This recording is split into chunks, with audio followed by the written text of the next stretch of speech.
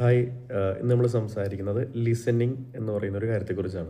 അപ്പോൾ നമ്മളെല്ലാവരും ലിസൺ ചെയ്യുന്ന ആളുകളാണ്. പക്ഷേ നമുക്ക് എത്രമാത്രം ലിസണിങ്ങിൻ്റെ സ്കില്ലുണ്ട് എന്നുള്ളത് നമ്മളൊരു പക്ഷേ ചിന്തിച്ചിട്ടുണ്ടാവാനുള്ള സാഹചര്യം കുറവാണ്.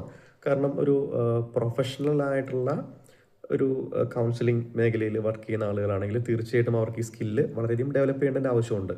പക്ഷേ സാധാരണക്കാരായ ആളുകൾ നമ്മൾ പലപ്പോഴും we are hearing from people but how much we are listening, എത്രത്തോളം നമ്മൾ ലിസൺ ചെയ്യുന്നുണ്ട് എന്നുള്ളതിനെക്കുറിച്ച് നമ്മൾ ചിന്തിക്കേണ്ട ഒരു കാര്യം തന്നെയാണ്. അപ്പോൾ അതിനായിട്ട് ലിസണിങ് തന്നെ എത്ര തരത്തിൽ ഉണ്ടെന്നുള്ളത് നമുക്കറിയാമോ എന്നുള്ളതിനെക്കുറിച്ചാണ് നമ്മൾ ആദ്യം ചിന്തിക്കേണ്ടത്. അതായത് പലതരത്തിലുള്ള ലിസണിങ് ഉണ്ട്. ആക്റ്റീവ് ലിസണിങ് ഉണ്ട്, പാസീവ് ലിസണിങ് ഉണ്ട്, അതേപോലെ കോംപ്രഹെൻസീവ് ലിസണിങ് ഉണ്ട്, ക്രിട്ടിക്കൽ ലിസണിങ് ഉണ്ട്, അപ്രീഷിയേറ്റീവ് ലിസണിങ് ഉണ്ട്, സെലക്റ്റീവ് ലിസണിങ് ഉണ്ട്, റിഫ്ലക്റ്റീവ് ലിസണിങ് ഉണ്ട്, അതേപോലെ എംപത്തറ്റിക്കൽ ലിസണിങ് ഉണ്ട്.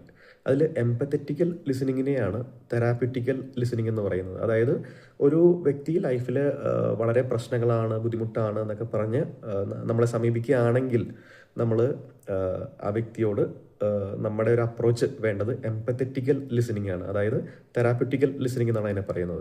കാരണം എന്ന് വെച്ചാൽ ഇപ്പോൾ ക്രിട്ടിക്കൽ ലിസണിങ് എന്ന് പറഞ്ഞാൽ ആ വ്യക്തിയെ പറയുന്ന ഓരോ കാര്യത്തെയും നമ്മൾ ക്രിട്ടിസൈസ് ചെയ്യാൻ നിൽക്കുക. പാസീവ് ലിസണിങ് എന്ന് പറഞ്ഞാൽ നമ്മൾ ആക്റ്റീവായിട്ട് അത് ലിസൺ ചെയ്യുന്നില്ല, ഒരു പാസീവ് ലിസണറായിട്ട് കൂടുതലും അറ്റൻഷൻ കൊടുക്കുന്നില്ല, ശ്രദ്ധിക്കുന്നില്ല.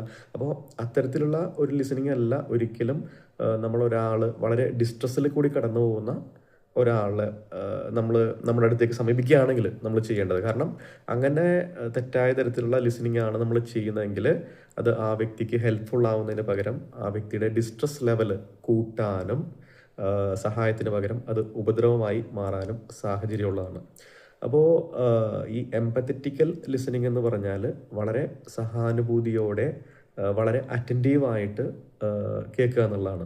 അപ്പോൾ ഈ ലിസണിങ് ഇത്രമാത്രം പലതരത്തിലുള്ള ലിസണിങ് ഉണ്ട് എന്ന് നമ്മൾ മനസ്സിലാക്കുമ്പോഴും നമ്മുടെ ലിസണിങ് സ്കില്ല് എത്രമാത്രം ഉണ്ട് എന്നുള്ളത് കൂടി നമ്മൾ മനസ്സിലാക്കണം. അപ്പോൾ തീർച്ചയായിട്ടും ഇതൊരു സ്കില്ല് തന്നെയാണ്. കാരണം ചില ഡ്രൈവിംഗ് എന്ന് പറയുമ്പോൾ അതൊരു സ്കില്ലാണ്, സ്വിമ്മിങ് എന്ന് പറഞ്ഞാൽ ഒരു സ്കില്ലാണ്. നമുക്കൊരിക്കലും സ്വിമ്മിങ് അറിയാതെ വെള്ളത്തിലേക്ക് എടുത്ത് ചാടാൻ പറ്റില്ല, കാരണം അതൊരു സ്കില്ല് തന്നെയാണ്.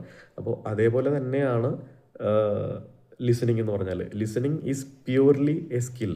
അപ്പോൾ നമുക്ക് എത്രമാത്രം നല്ല ലിസണിങ് സ്കില്ല് ഉണ്ടെന്ന് അറിയണമെങ്കിൽ തീർച്ചയായിട്ടും അതിനൊറ്റ വഴിയേ ഉള്ളൂ.